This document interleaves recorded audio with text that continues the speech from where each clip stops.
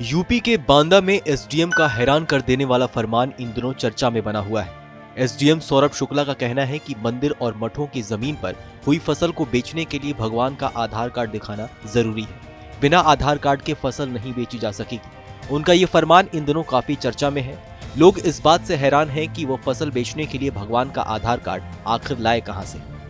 SDM के फरमान के बाद मंदिर और मठों की जमीन पर हुई फसल की बिक्री सरकारी खरीद केंद्रों में अटक गई है। अधिकारियों ने बगैर रजिस्ट्रेशन गेहूं खरीद से मना कर दिया है।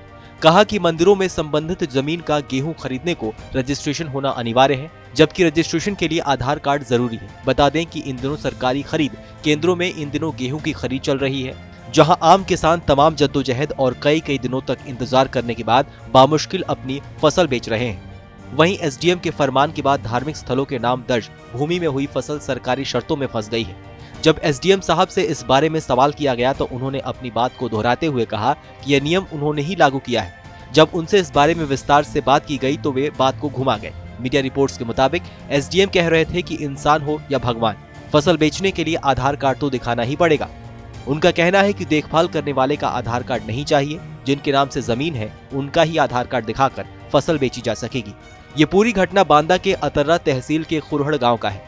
यहाँ पर 8 मंदिरों के साधु संत मंदिर की देखभाल करते हैं। उन पर ही मंदिर के रखरखाव की जिम्मेदारी है। इस तरह से मंदिर की जमीन पर होने वाली फसल की जिम्मेदारी भी उन्हीं की है, जबकि जमीन भगवान के नाम पर दान की गई है।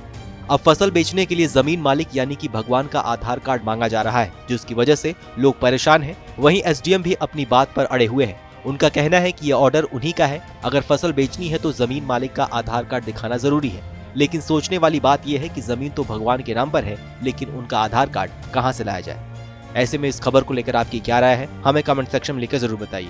बाकी देश और दुनिया की अन्य बड़ी खबरों के लिए सब्सक्राइब करें TV9 भारतवर्ष।